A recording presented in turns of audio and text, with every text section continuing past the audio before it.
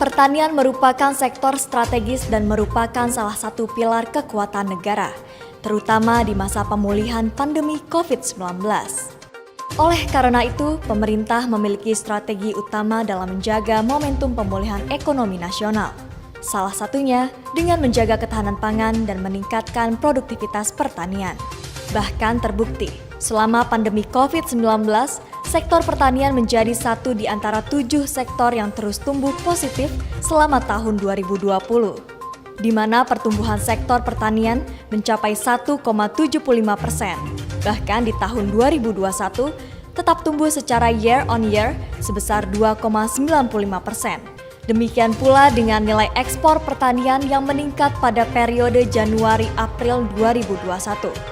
Tercatat nilai ekspor pertanian memiliki nilai sebesar 19,76 triliun rupiah atau setara dengan 1,38 dolar Amerika Serikat. Nilai ini meningkat 15,96% dibandingkan tahun lalu, yang sekaligus memberikan kontribusi pengelolaannya tertinggi pada negara sebesar 79,94%. Hal ini dikemukakan oleh Menteri Pertanian Republik Indonesia, Syahrul Yassin Limpo dalam acara Indonesia Food Summit 25 Mei 2021 dengan tema Solusi Mewujudkan Ketahanan dan Kedaulatan Pangan Nasional. Menurut data dan validasi data terus kita lakukan sampai ke daerah, insya Allah menurut kami semua apa yang kita lakukan ini bisa kita capai dalam kendali yang baik.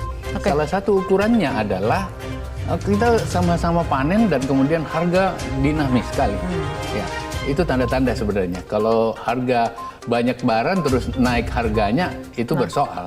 Tetapi kalau kita lagi panen kemudian harga turun itu tandanya kita overproduksi yang cukup besar. Nah, hal ini yang diminta Pak Presiden agar serapan dilakukan lebih cepat. Dan itu kerjasama Kementerian Pertanian, Perdagangan bersama Bulog ini lakukan penyerapan dan sekarang stabilitas harga. Nah, ada hal satu, Ramadan sebagai momen tertinggi kebutuhan yang ada di bidang pangan itu, Ramadan sampai Idul Fitri ini semua dalam kendali. Ada 11 dan 12 komoditi dasar yang kita kendalikan mulai dari beras sampai minyak goreng, semua dalam kendali baik. Dan ini dari evaluasi kita hampir 12 tahun tidak pernah seperti ini. Ini tandanya produktivitas yang dilakukan oleh para bupati, gubernur, dan kementerian yang dipimpin oleh Bapak Presiden kepada kami men-challenge itu sehingga betul-betul kita bisa capai sesuai harapan yang ada. Sementara itu, Menteri Pertanian Syahrul Yassin Limpo juga memaparkan sejumlah peningkatan di sektor pertanian lainnya.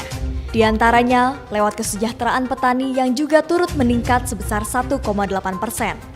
Dibandingkan Mei 2021, nilai tukar petani atau NTP menyentuh angka 99,47%. Dan angka ini terus membaik menjadi 102,93% pada April 2021 seiring dengan peningkatan aktivitas pertanian. Produktivitas kita secara Asia Tenggara kita nomor 2, yang di atas kita cuma Vietnam. Dan seperti itu. Oleh karena itu, saya kira apa yang kita lakukan, walaupun tentu tantangannya masih besar, ini masih bisa kita kembangkan lebih baik ke depan.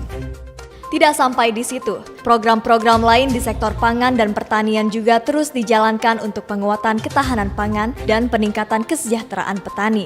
Antara lain seperti stabilisasi harga dan pasokan pangan, pengembangan kawasan hortikultura berorientasi ekspor dengan model kemitraan CSV, Creating Share Value, kemitraan closed loop pada komoditas hortikultura, pengembangan peternakan terintegrasi, penumbuhan dan pengembangan korporasi petani dan nelayan, serta penyaluran pupuk bersubsidi.